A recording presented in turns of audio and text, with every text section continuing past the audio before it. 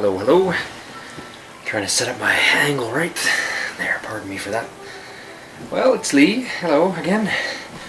I wanted to make this video, as the title is saying, to have a small little chat or talk or discourse on, well, I don't want to say differences, but let's just look at those very words themselves. Fact and faith. Where and when are they against each other, or where or when are they lending into each other? How does it assist? Now, I felt inspired to make this video for the reason that for certain videos I have, especially my singularly most popular one on shadow people and sleep paralysis, which is a very real phenomenon happening to a lot of people, whatever your own opinion is on that or not.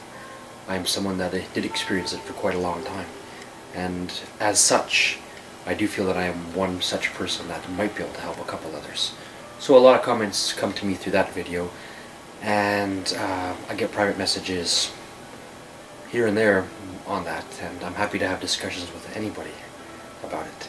As long as we're polite, even when we may agree to disagree, as long as it's polite, I'll go the long distance with anybody. Now, I am finding that a lot of the times there are, and not just within that specific topic, but in anything, there are persons of various backgrounds and understandings, and then there are arguments that arise when we are having a difference of opinion or understanding, maybe a better word, in some cases, of where we may agree what is a fact and where we might say something is a fiction. See, that's very tricky because in this modern era, so-called, a lot of people have taken such and such a view of spirituality and New Age movement, a bad term, but anyway, it is a rising, and I certainly would find myself within that. And then there are those who are more in the so-called scientific. Now, when I say scientific, a lot of people are, when they themselves use that word, they are talking merely physics. Because the word science has its root in the old word scientia, which originally meant knowledge and not palpable science. It's a fact that these chemicals mix together, or this biology does this. So when someone says it isn't scientific or isn't probable about spirits and this and that, they are saying from a point of view of physics alone. And yet, contradictorily or whatnot, the funny thing is quantum physics and what is going to go beyond that is going to prove just what mystics and New Agers have been saying for a long time. So that'll be the irony. And I look forward to the day. It's already here. Well then, oftentimes people that are of a spiritual or religious or New Agey background, as it were, excuse me very much, are often meant to feel that they are on a defense or a need to explain or apologize for their view, because the person that is of the scientific background is saying, it's a fact, such and such, and how come you did it? Well, here is the main point of the video, after all my blah blah blah introduction, this and that and the other. If we are taking for granted anything we are told from another human being, we might be considered a little bit foolish or not. And here's just what I mean. Is it an actual fact just because a teacher said so when you and I were little kids, and that's the education and curriculum? Ask that question. Now, here's what I'm going to say of fact and faith. To me, when someone says Big Bang is a fact, or the dinosaurs existed such and such billions of years ago, that itself takes tremendous faith to believe it. It is spoken of out loud as a fact, touted aloud as a fact. But actually, are any of those factual?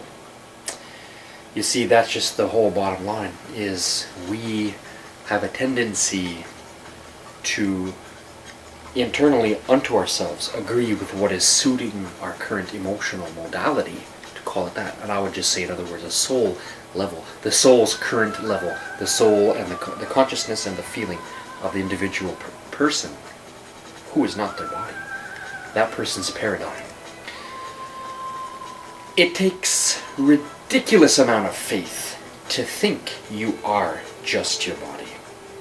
What a preposterous notion. We all, each and every one of us, all of us, are guilty at whatever point of time, past, present, future, of taking someone's word and believing it as a fact. When people say, no, but this and that is proven because numbers and this and that, none of it's proven. A person could take a theory and essentially prove it, whatever it may be. When, however, we really get down into the meat of something, it has to be, what is the good word? Cognized, recognized, factually as such. Until there are no more questions, until there is even no more answers, it's just done. Yes, of course. So, saying all that, experience is very important, especially when dealing with spiritual matters, obviously. Whether it has to do with a ghost in the house, some kind of spirit, some kind of energy. People use different words. They have categories and they have subcategories. Extraterrestrials, ufology, and all this. We all have our different views. What is a fact? What is faith? What is a fiction and what is a non-fiction? We have to all have a little bit of time to take to really, as it were, meditate upon these things and say, if it is so, what does that entail? What does it mean? If it is not so, what does that entail? What does it mean? And the golden rule of all things, whether or not I personally want it to be true or not, yet is it true or not, with anything. I just find it a great, I get a sort of baffled when people come and throwing facts in my face, or to whoever else on their videos, or whatever, in the classroom, in this, that, and the other, on the internet, on wherever it may be. Repeating second-hand knowledge. I heard that, therefore it's true. And then saying it to someone like, people often, to someone like me, I'm a self-admitted, bad word perhaps, well, not yes and no, but shaman, whatever, mystic, person that's aware of more than just the physical world, and I very much am, and so are a lot of you. In fact, all of my personal friends through YouTube and whatnot understand that we have the same experiences. And then there are others that are friends and acquaintances who have experienced, who want to, who will. And so, some sitting on the fence, that's fine. But let us just take down the layers of the things we thought we knew or think we know, and then say, is that a fact that I know on an individual level, and I've experienced it? Or am I taking faith that someone else said so? See, a lot of the scientific type persons say, oh, delusional and faith is ridiculous, yet that is exactly what they themselves are doing, by and large and for the most part. What are some facts? There are simple things in the physical reality that we can all agree upon. The heart beats, there is breath, there is taste, whatever you like. These are things we can all experience. We can all say collectively, facts. Now, where our own individual free will exists, it does so because, well, that's our universal right. I will suggest that when people have a tendency to be how do I say it? It's a difficult topic. Here's the old quote, as within, so without. As within as we feel and think, so we shall say something. So we shall do something, we'll manifest it. Right? So, when I'm seeing negativity and turmoil and someone saying no, no, no, and trying to reduce it to nothing, I feel a remorse or a pity for that other individual for not feeling a peace inside. Because a person of truth ultimately will search for truth peacefully. When a person is saying they are of truth and they are searching for truth, if they really mean it, they will never be violent about it. Because a search for truth is like, as in a naked state. You are looking for it as is, as such.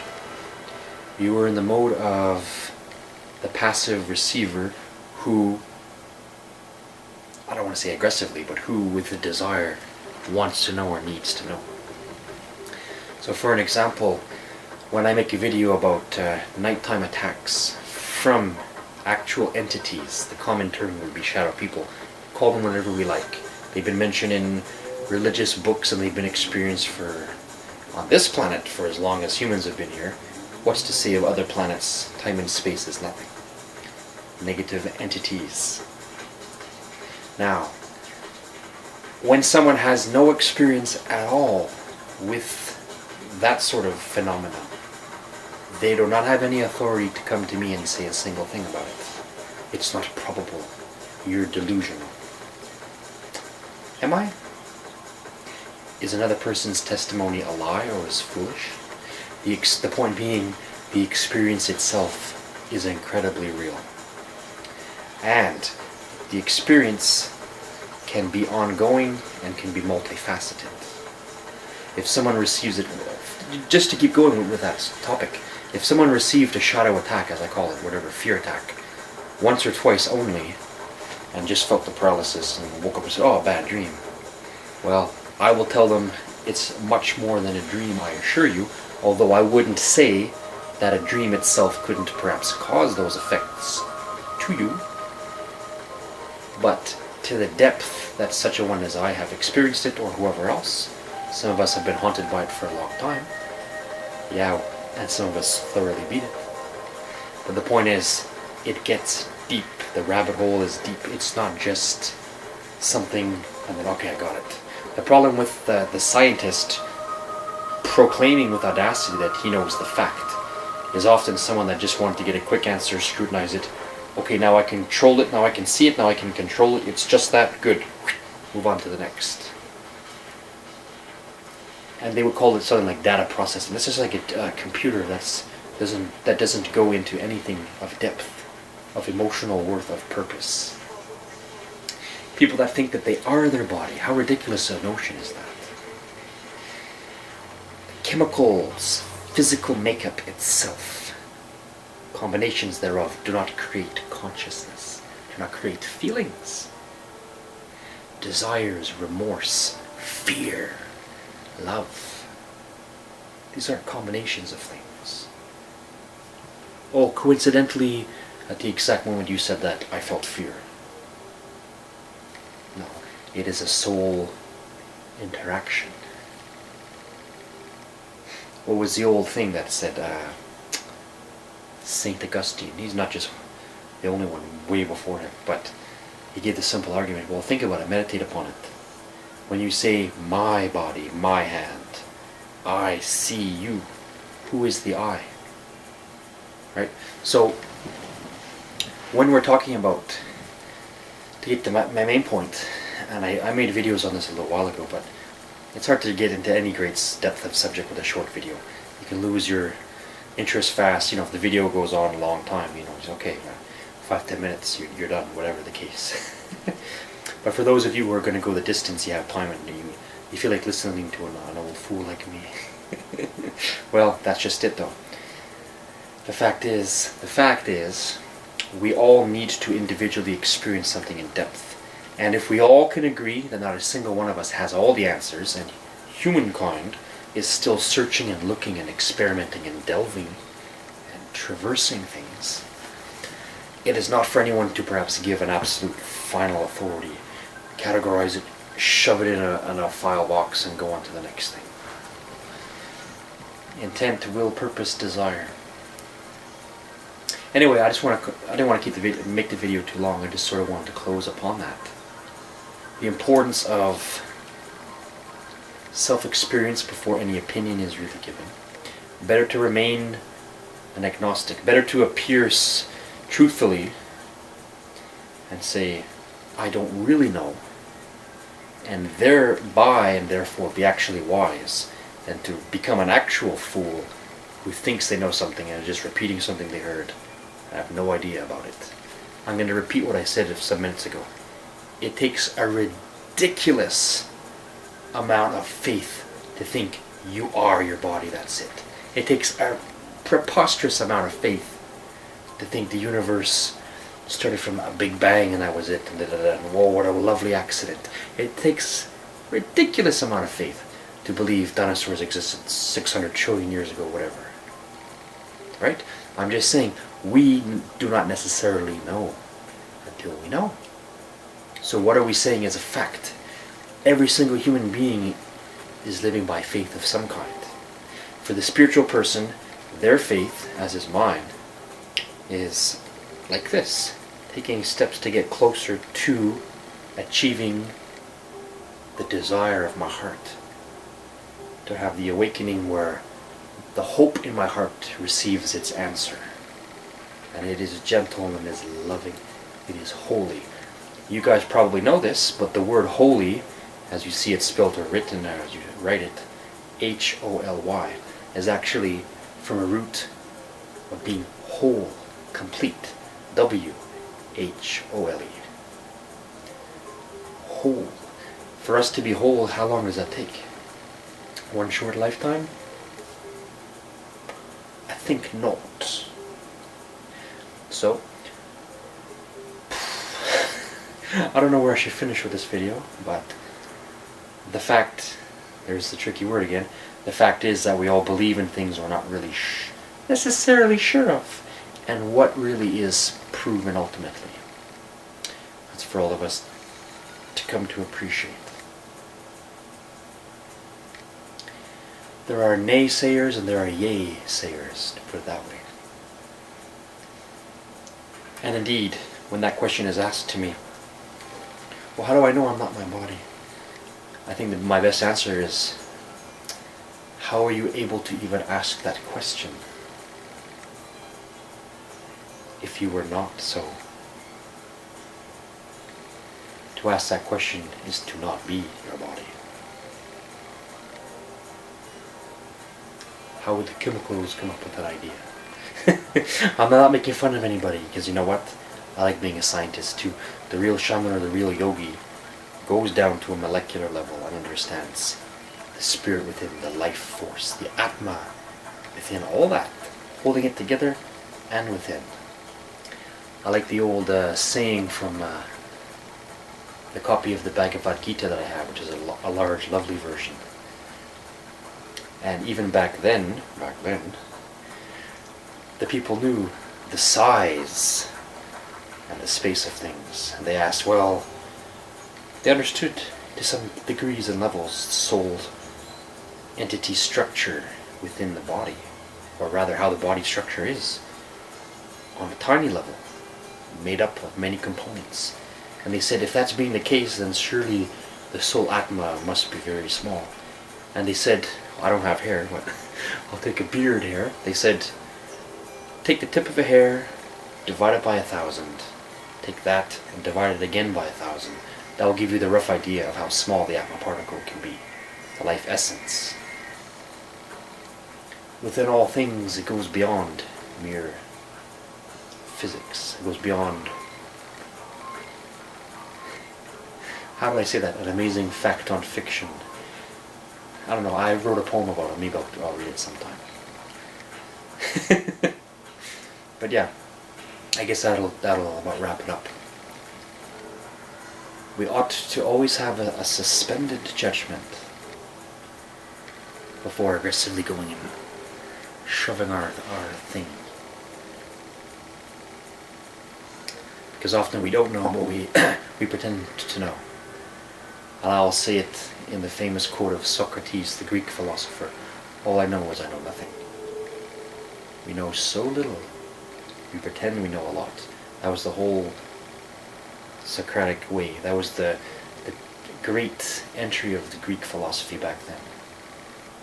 Don't pretend and assume to know what is a fact just because you heard it somewhere.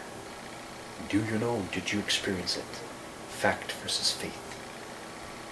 Siddhartha Gautama, who became known as the Buddha, and I follow the Buddhism a lot myself, and he said himself, for whatever it matters, we are all Buddha, but he said, doubt everything I say.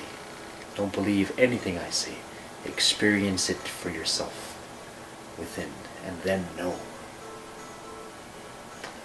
With that, I'll leave it. Hope you liked the video. If not, oh well, can't please them all. Nonetheless, a sincere namaste. Great is the way, great is the Tao. If anyone did not read it, I'll strongly recommend the Tao Te Ching by Lao Tzu. Very profound work. And also, as a side note, I'm trying to wrap up here, but even Christianity, before it became this, pardon the pun, god-awful religion that it did, it was also called the Way. The Way is one, the one way. Well then, have a good one. Maybe you'll think about what I said or not.